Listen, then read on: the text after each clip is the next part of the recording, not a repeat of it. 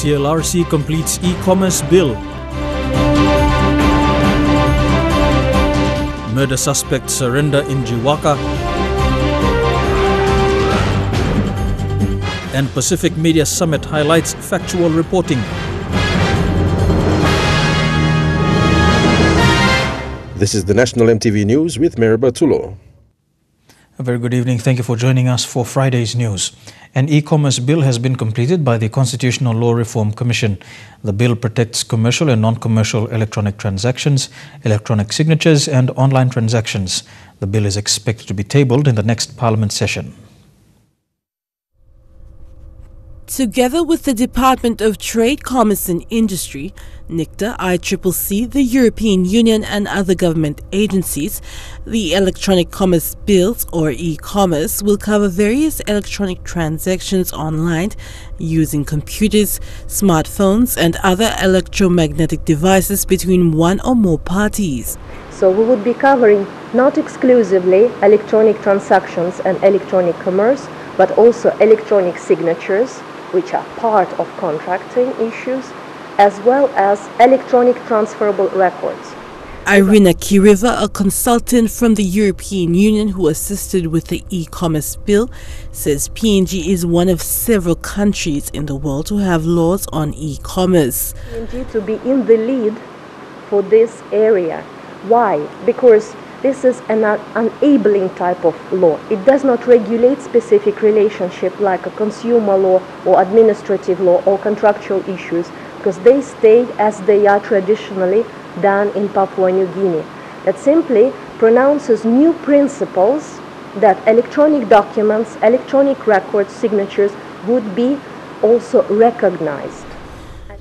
Minister for Justice and Attorney General David Stevens says the bill will be pushed through Parliament as it goes in lines with the APEC theme of digital connectivity. APEC 2018, on the theme of digitizing our economy, that there is urgency in ensuring that legislations are in place, or that we are seen to be working to ensure that appropriate legislations and policy in place. So the need to work together, to cooperate. Adelaide Xerox Kari, National EMTV News. Jiwaka province has set a precedent in surrendering murder suspects. Provincial Police Commander Chief Inspector Horim Piamia says the community is helping police by handing over suspects. Yesterday, 4 murder suspects in Jiwaka were surrendered themselves to police. The 4 suspects are in police custody while waiting to appear for their committal hearing at Minch District Court. The surrendering of the 4 suspects took almost 2 months for Peace and Good Order Committee, Police and Jiwaka Governor Dr. William Tongap himself to convince the community to release the suspects. The suspects are from the Nyanega tribe at Kujip in Jiwaka province. It was alleged that the 4 suspects were involved in the murder of a man from the neighboring Miamka tribe from Kujip area.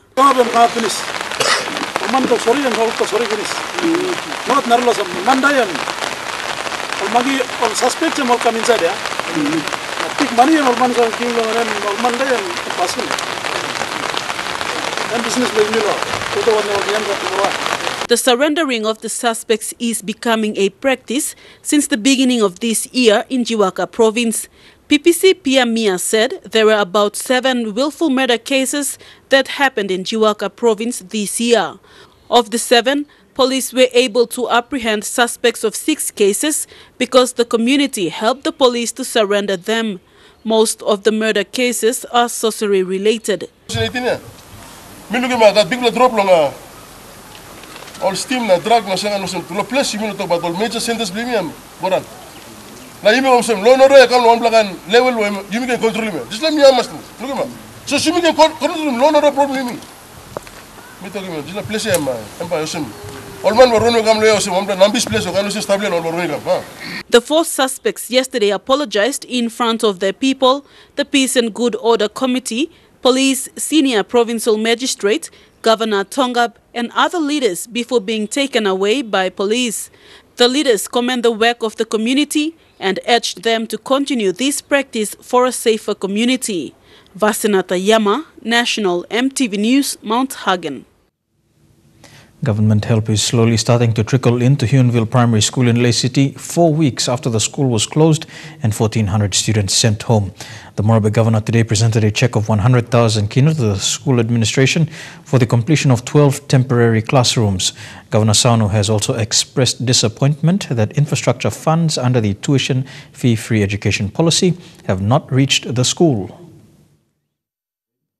This morning, some of the students who were sent home 4 weeks ago when their classrooms were condemned came to attend a small reception for the Morobe governor.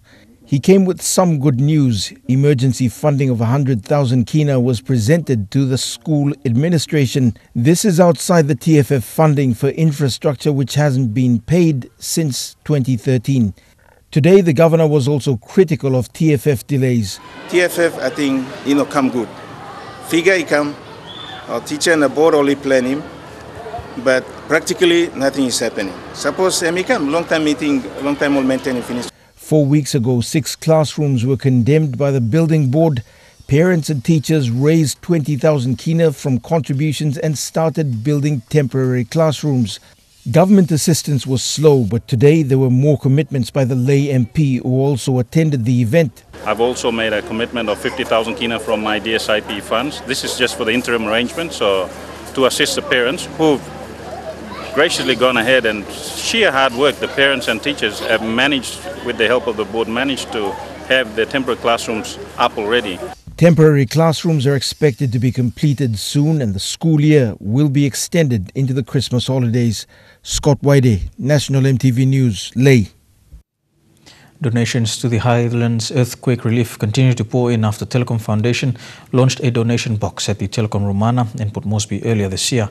Today, the Paradise Foods Company provided more relief supplies today through the Telecom Foundation. Cartons of food and beverages were officially handed over from the Paradise Company to the Telecom Foundation today. They will be sent to the Southern Highlands along with other donations made through the Telecom Foundation to support those affected by the earthquake almost 2 months ago. According to Paradise Foods Group Manager Jane Wickham, Paradise has made similar donations through other foundations. First time we contribute and donate a lot of our products to other foundations, including Cheshire Home. We also have the Gerehu people as well that we contribute to, just supplying their day-to-day needs. Paradise Foods representative Opaloro confirmed that the company was donating a total of 160 cartons of food and beverages to the earthquake relief. For the Lick Lick Whopper, we're giving away 72 cartons. For the Gold Nugget Twist Cheese, we're giving away 82 cartons.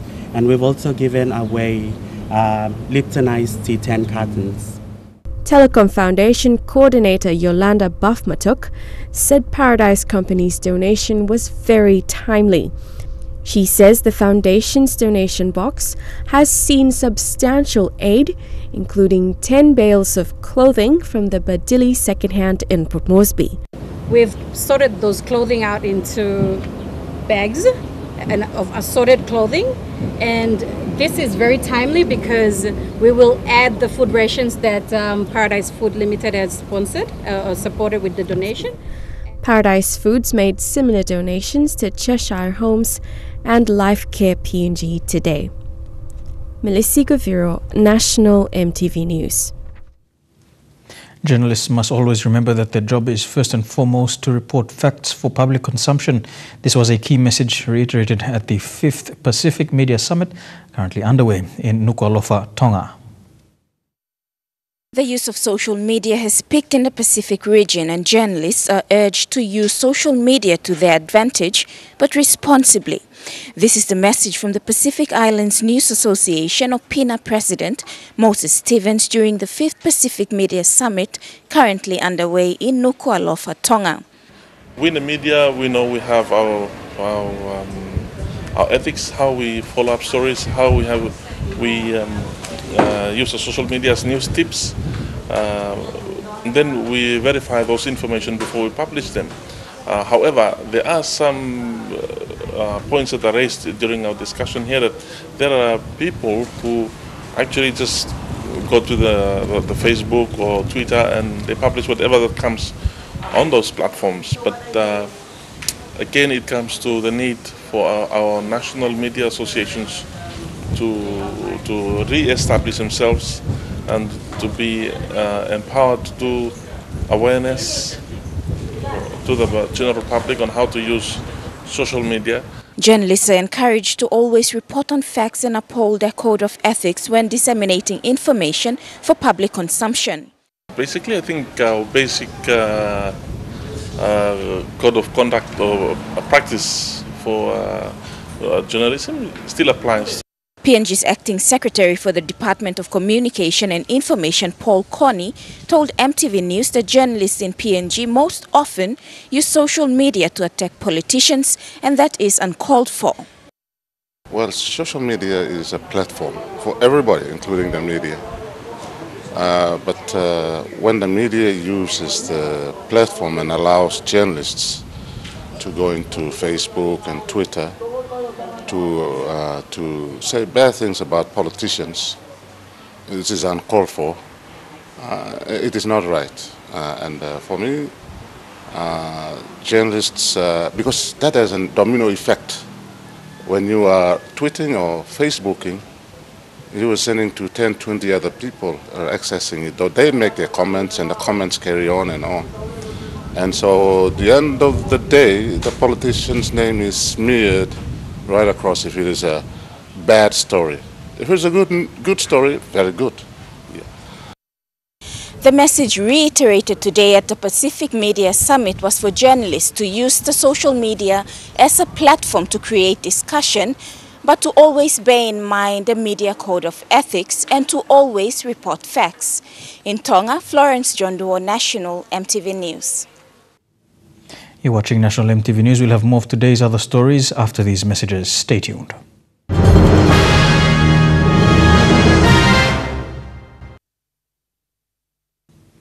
Welcome back to the news. A local sausage factory ordered by the Lae City Council Health Division to stop work 3 weeks ago began business operations yesterday. The factory was closed after a family raised concerns of waste being dumped in their residential area. Now the community is calling on high authorities to take the matter seriously before the situation gets worse. This is the waste from the sausage factory that was collected yesterday by the members of the community at around 6 p.m. The company trading as Wangsheng Limited was ordered to close by Lae City Council Health Division on the 17th of April for not providing legal evidence to operate.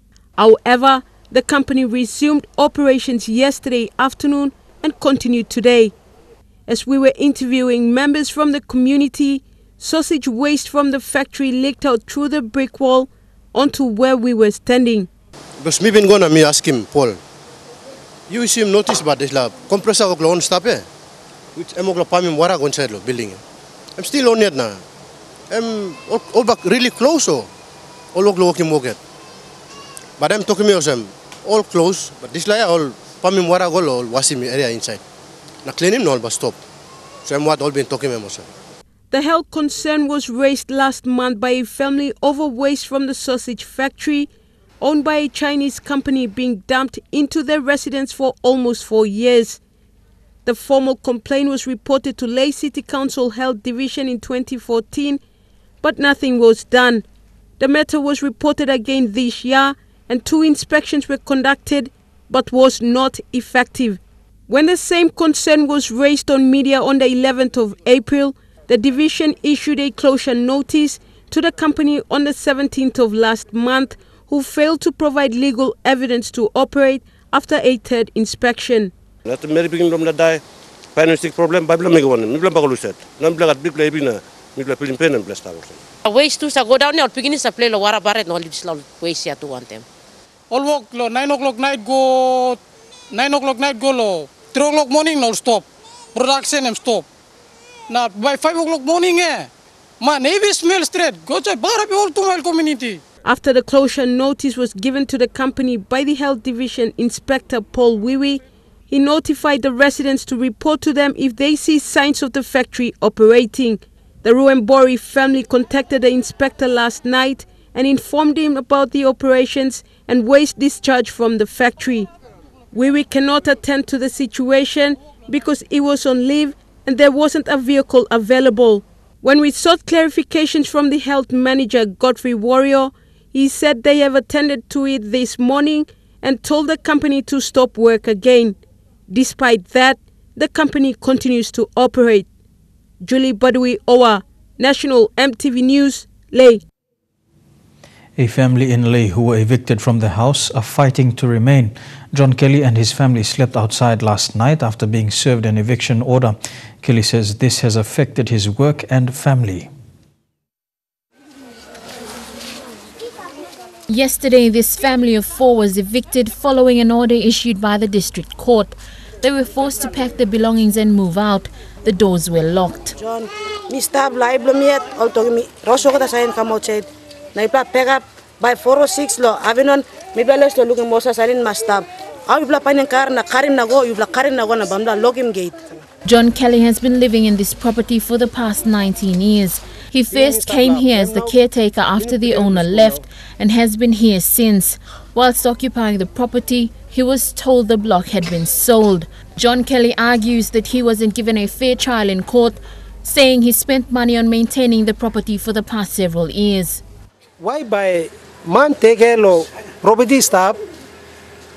Nothing by moving one man go out, nothing was anymore la fishing. He says this has affected his work and family. Being Mr. Blab, I'm now putting him to school now. Really company blame me. Company where me raised on the IPA, me ground him. Lucy Kopana, National EMTV News, Leh. Small to medium enterprises involved in growing poultry products generate up to 450 million kina. That is according to Poultry Industries Association President Chris Prestwood. One of the major challenges that affects growing the poultry industry, however, is the road conditions and lack of infrastructure. For domestic poultry farmers, the prices of feed and the lack of technical skills is also a problem. The poultry industry continues to grow with the involvement of local growers. At the moment, there are 127 poultry farmers engaged with the Mainland Holdings Company to grow chickens for processing. So that's part of a network that we send the birds to them, we send the feed, they grow the chickens and we pay them under a contract and we process the chickens. That's a very unique situation in this country, but it's a very successful one. Smallholders in villages can be able to grow poultry for food or income. However, there are challenges faced in logistics. This affects the access to remote parts of the country. You know, some of the challenges is to take our businesses to the corners of the country so we can get access and exposure and help people in remote locations access chicken. The Director General for NARI, Dr. Sergi Bang, says for poultry growers in the villages, the high prices of feed and lack of technical skills is a problem. He said the supply of protein is decreased when livestock and poultry are struck with diseases.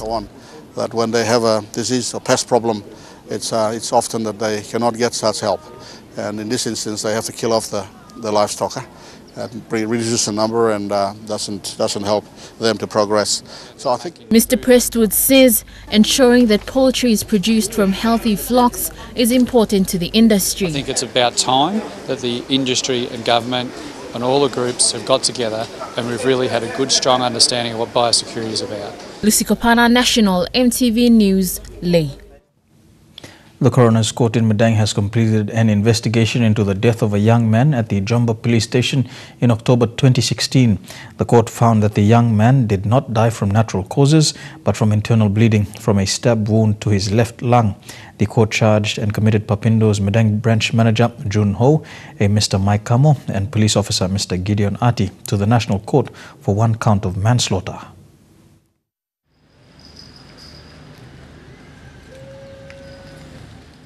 The Madang District Court on Monday, 7th of May 2018, found that Mr. Arike Ambai died on the 24th of October 2016 at the Jomba Police Station duty counter. The 23-year-old was brought to the station as a suspect in an attempted break-in entry incident at the Modilon pub in the supermarket at around 10 p.m. on the 23rd of October 2016. It was found that the deceased collapsed and was left lying on the floor of the police station by those who had brought him there. He was later taken to the Modilon General Hospital, where his death was confirmed. The coronial inquest was held to determine the manner and the cause of his death. The coroner in its jurisdiction found that the 23-year-old died under suspicious or unusual circumstances and died in custody. The police officer, Mr. Gideon Ati, is now at large. The court has issued a warrant of arrest against him and directed that he be located and returned to Medang to be charged and committed by the Coroner's Court of Medang. Martha Louise, National EMTV News, Medang. Still in Medang Province, Gum Primary School is likely to send its 896 students home this term if the second batch of TFF payments is delayed. The school's head teacher, Andrew Nakonga, says the school had missed out on getting its TFF payments for the fourth quarter of last year, amounting to 27,000 kina. Although the first payment for this year has been made, the headmaster says that is not enough to run the school for the whole year. Gum Primary School, located on the outskirts of Medang town, is facing problems prompted by the delay of the tuition fee free. According to the school's headmaster, Andrew Nakonga, the Level 6 school will be sending its 896 students home if the TFF funding needed to run the school doesn't come on time. Mr. Nakonga says despite the first payment of about 27,000 kina has been made earlier this year, it is still not enough as it only covers the administrative component. Infrastructure development, student learning materials. But because of the needs the students and the teachers need, we had to break up that money to cater for their needs. The teachers, the students need, and cater a little bit of infrastructure because of the insufficient funding from the government. Like any other school around the country, Gum Primary School depended largely on the government's TFF payment as their only source of funding to run the school. Meanwhile, the school isn't charging parents with project fees to help sustain the school's operation. No, we don't, because of the policy of TFF policy. The students, the parents have that mentality of the government funding the fees from the students. So to get the parents to pay that is very hard. But the delay of the TFF funding doesn't only affect the school's administration. Its impacts are also spiraling down to teachers who are using their own money to buy learning materials for their students. Resource books, for example, like textbooks, there is no enough textbooks for us to use to teach students, while the enrollment is too high for us, like 50 per teacher, 50 students per teacher. Not only the textbooks, but the other materials like science, mathematics instruments. Head teacher Andrew Nakonga says another concern is the government should be paying the TFF into the schools according to the population of the students in each school. Mr. Nakonga says the education department should calculate the students and pay accordingly in order to sustain and maintain the school's operation for the whole year.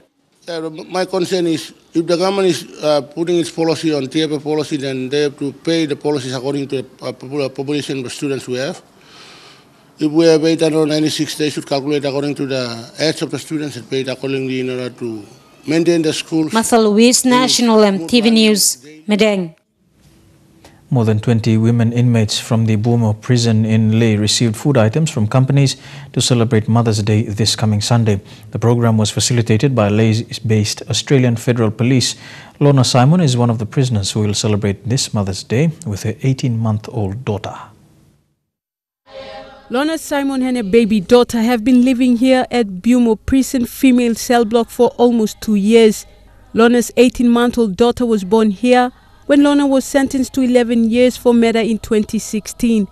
According to the court's decision, she will only serve 6 years and 8 months. Lorna says it wasn't easy bringing up a child in prison. She has called on other women to stay away from crime to avoid such challenges. There are currently 3 mothers with their babies living here at the Bumo prison. Bumo CS Manager for Administration, Superintendent Judy Tara, says most of the women prisoners at Bumo are convicted due to family domestic violence.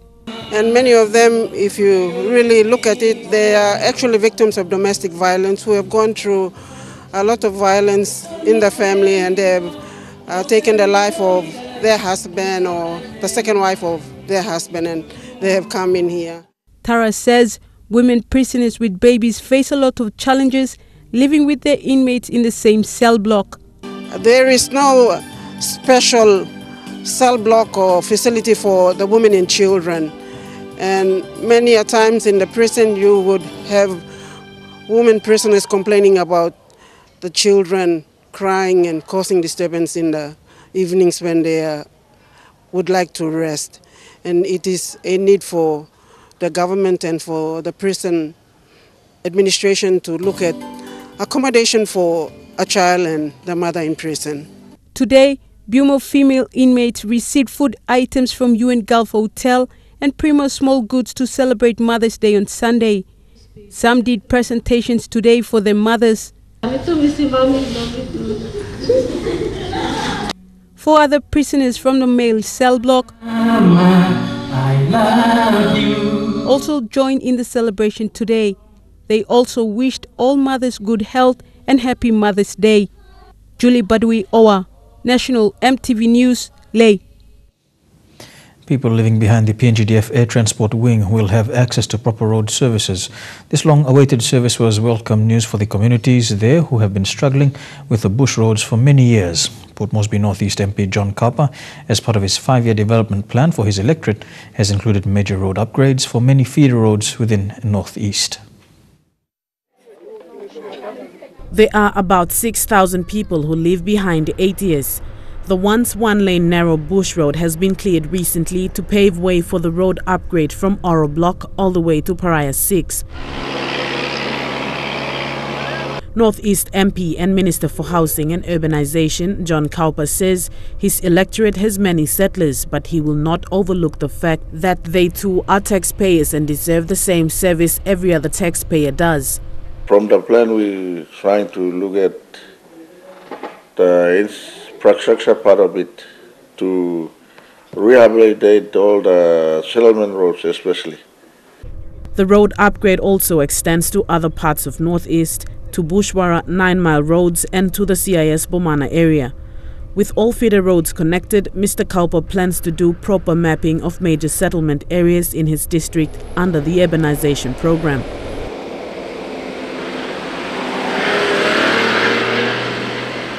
When we look at my electorate, under my 5-year development plan, we are trying to help to get a feeder road in to a standard where people can access easily.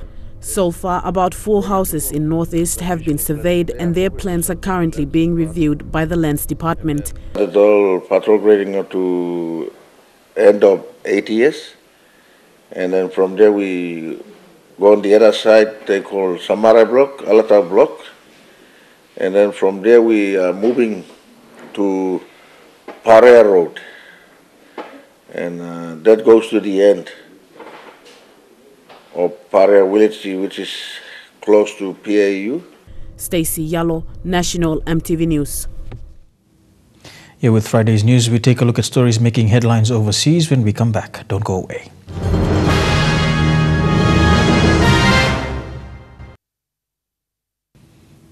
Welcome back to National EMTV News. Turning overseas now, large explosions of steam have been reported following the recent volcanic eruption in Hawaii. Experts are warning there's more to come. Warnings have also been issued for the rising of toxic gas. This is the newest fissure that opened up. For days, the community of Leilani Estates has been terrorized by spontaneous eruptions, with lava spewing into the air and large cracks randomly opening up in the streets.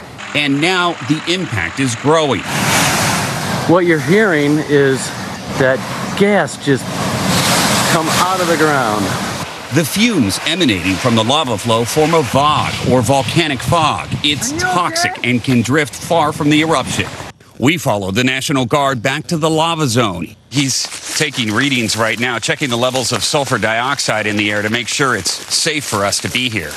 The warning for residents to stay indoors with their windows closed because high levels of sulfuric acid in the air can cause headaches, irritate the lungs, and even induce asthma attacks. We've never seen it drop like this before. Dan Kelly has asthma and lives downwind from the lava flow. I've hit my pump like 3 times this morning. Last night I had to leave, I was choking. Scientists say the lower lava levels in the crater feeding the flows has actually raised the potential for more eruptions in the coming days. An influx of groundwater could cause steam-driven explosions. Michael Hale lives right in the path of the lava. I see the wall of lava, and it's the size of a house. His home and car were swallowed by lava. What was it like to see that and know that it's likely your home? It was pretty surreal. I mean, honestly, like a nightmare that you don't wake up from. Mexico is the largest single exporter of heroin into the U.S., with much of the trade carried out by the Sinaloa drug cartel. An ABC reporter takes us into how they make the drug, from the poppy farms to manufacturing and smuggling it across the border. These sun-dappled purple flowers are at the source of an American catastrophe. Poppy, the raw material for heroin. We straight all the gum. You're getting the gum out of the poppy. Yeah. Among the armed workers, we find a grandmother recently deported from Los Angeles. Obviously, you know this because you lived in the United States, but the heroin epidemic is a huge problem. Do you have any concerns about being part of it? Doing this one, I feel very bad. I feel like dirty, but I need money. What can I do? Next step after you harvest the poppies is you need to cook the gum into heroin, and that's what we're going to see now. The main cook says he's 25 years old and has been doing this work since he was 15. There are a lot of chemicals in this. Would you ever inject this into your body? No, not at all, he said. I think I need to step away for a second because these fumes are hard. So, momentum. And this is the final product, white heroin. At night, the next step in the chain, smuggling the product up into America. This is clearly not the first time he's done this. There are millions of dollars worth of merchandise hidden in this vehicle. Who takes the car across the border? American citizens. American citizens. How do you find Americans to do this? I don't know. Eso lo hace mi jefe. Your boss does that? Yes. No one we met inside the cartel thinks a border or anything else will shut down the drug trade as long as so many Americans are willing to pay for their product. An Australian man has pleaded guilty to killing his New Zealand mother 9 years after she first disappeared. She went missing in 2009 and police thought she had committed suicide. But now her son has confessed to manslaughter and interfering with the corpse. In a small Gold Coast unit, Kiwi Linda Siddon lived a quiet life with her adult son. A life that vanished without a trace in the middle of June 2009. Siddon had a history of anxiety and depression. At first, police thought she'd taken her own life. But Siddon's final days showed no suicidal signs. She was last seen on a trip to the doctor and had only just joined a gym. It would take 6 years to discover the truth. As a consequence of our investigations, we're satisfied now that she did not commit suicide. And 9 for her son, Daniel Hazelwood, to finally confess to killing his mum. Hazelwood was arrested for murder 3 years ago in 2015, when his lawyer vowed to fight the charges. Doesn't appear to me to be a strong case. It's a very circumstantial case, and some of it appears a bit dubious. But the case was built on extensive evidence, a wiretap in Hazelwood's car and home, an exhaustive search of Siddon's unit, and the dense bush where it's believed she was buried. It was Hazelwood himself who led them there. We are relying on his memory of what occurred. Siddon's body was never found. But yesterday he pleaded guilty to manslaughter and interfering with her corpse. For 18 months, Linda Siddon's disappearance went completely unnoticed on the Gold Coast. It was only when her father called Dunedin police that anyone knew she was missing at all. Her father never lived to see Siddon get justice, never learned the awful truth. that the child whose life she brought into the world became the man who took hers away. Police video showing the moments after an alleged terrorist stabbed his neighbour and was then caught by officers. He will face a Sydney court. We caution you, some images in the following story are disturbing. The ramblings of a madman on a mission, according to his lawyers.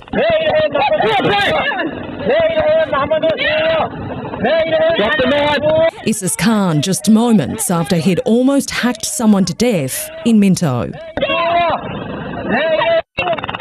Taser camera video played during his trial shows what police were confronted with and why they say they had no option but to fire.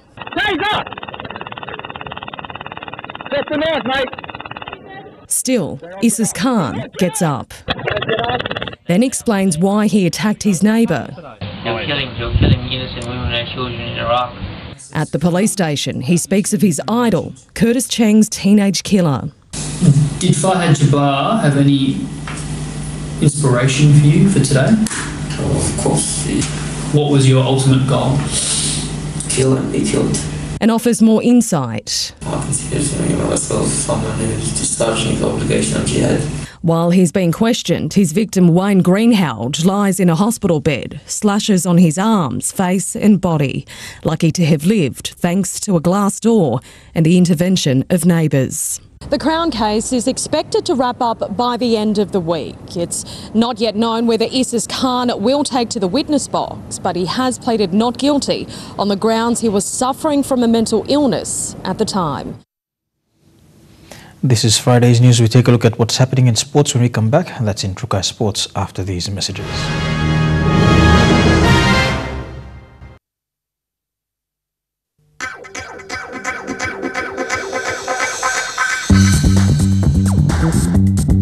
Trukai Sports.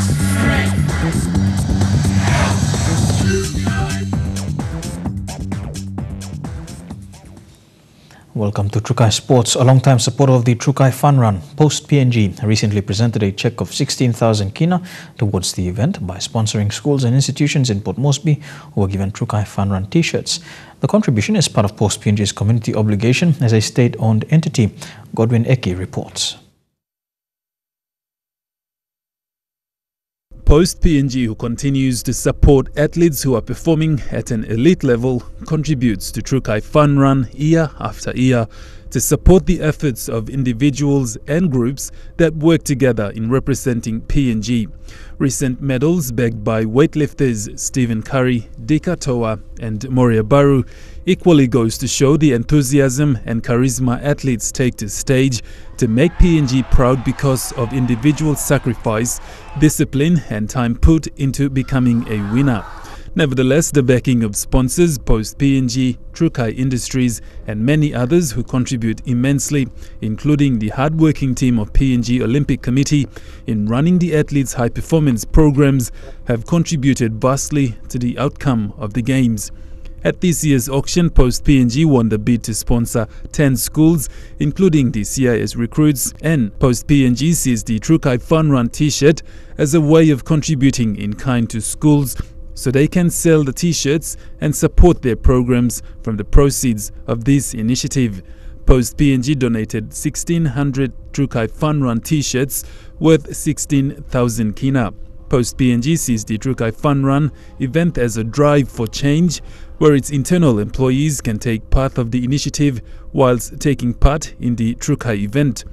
The Fun Run is Team PNG's single largest fundraising event and is the largest social and sporting event in PNG, with an estimated 80,000 participants taking part nationwide. The project of the Fun Run is to raise funds for Team PNG to attend international sporting events such as the Pacific, Commonwealth and Olympic Games. This year's Trukai Fun Run is set to take place on Sunday 24th of June. Godwin Eki, National EMTV Sports.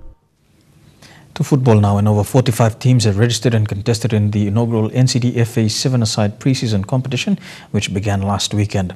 The Football Federation of PNG sanctioned competition will play its remaining pool games beginning at 8 a.m. tomorrow morning. The winner in both the men's and women's division from each pool advances to the knockout stage, scheduled just after midday.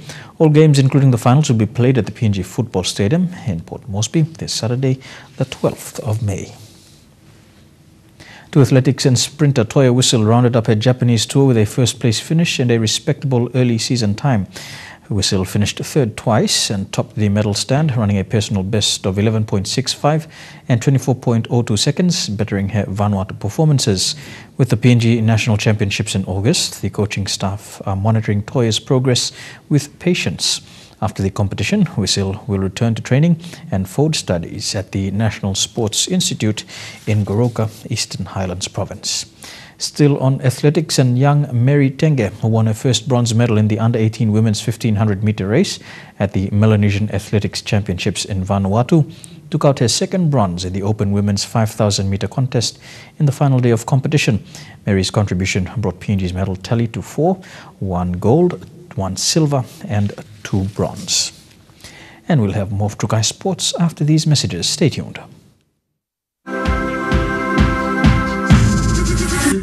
Trukai Sports. Welcome back to Trukai Sports. Hurricanes winger Ben Lam will be looking ahead to his 12 tries when he takes on his former Blues teammates tonight. Crusaders' Manasa Mataele is hot on his heels. The Fijian powerhouse is a big factor of the Crusaders leading the competition. Mataele's soon going to run out of fingers to count the amount of tries he's scored this season. I think I'm just there to finish it off. That's what we wingers do. The humble wingers crossed for 8 in his 11 matches, despite only starting 3 times. Over it goes to Mataele. He cuts back in field and he strides across. Do your job, even though it's for 5 minutes, 10 minutes, you still got to do your job. It'll be a family affair again this weekend for Mataele, with his uncle Seta Tamani-Valu starting on the right wing in a hotly contested back 3. His form forcing coach Scott Robertson to give him another start. What do I like about him? I like everything. He's going real good. He can break a tackle, he's explosive, scores tries, and his work ethic's incredible. Born and raised in Fiji, the 21-year-old moved here in year 13 and grew up idolising fellow Fijian stars. It was Jiwaka Thoko.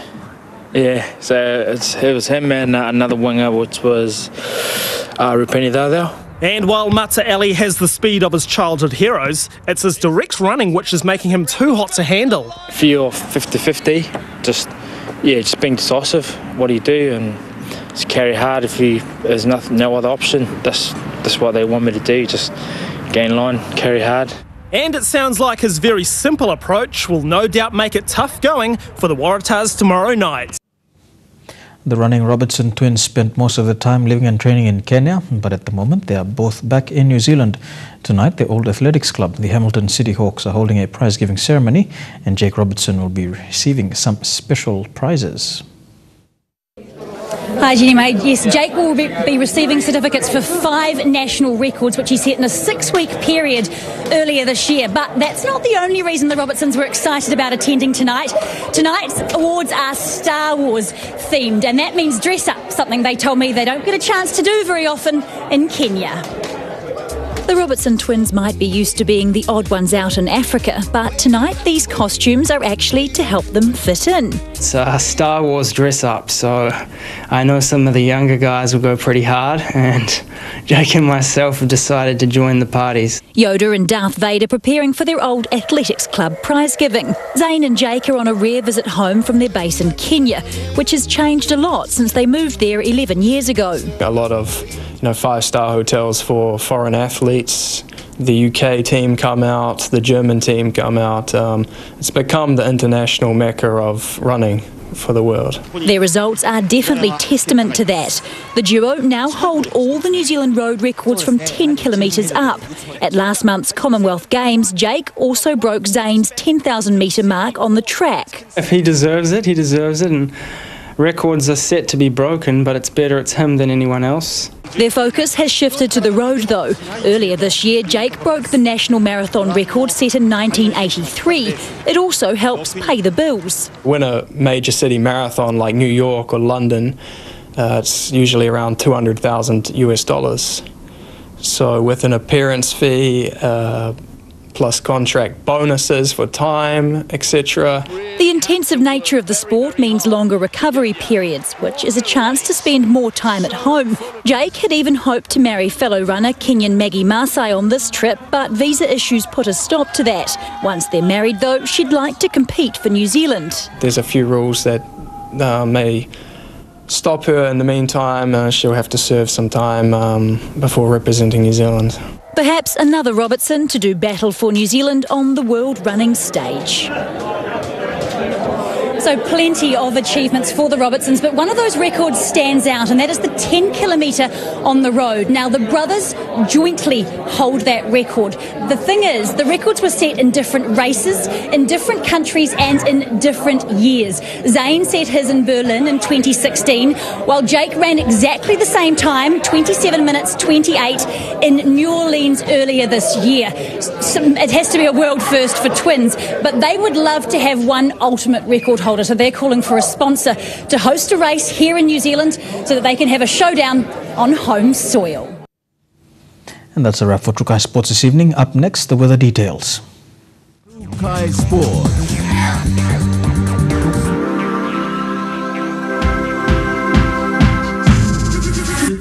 Trukai Sports.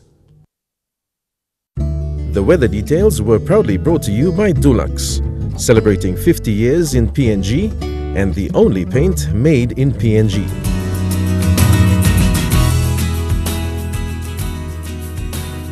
A look at the weather forecast over the next 24 hours in the southern region. Fine becoming cloudy for Port Moresby. A shower or two expected in Daru and Kerma. Mostly fine for Alotau and Popondetta. To the Momase region, a shower or two expected in Lae, Wau and Madang. Mostly fine for Wewak and Vanimo. The New Guinea Islands region, showers expected in Lorangau, Keviang, Kokopo, Rabaul and Buka. Fine weather for Kimbe. And in the Highlands region, cloudy weather expected in Mount Hagen, Mindy and Wabeg. A shower or two. The order of the day for Goroka and Kundiawa tomorrow.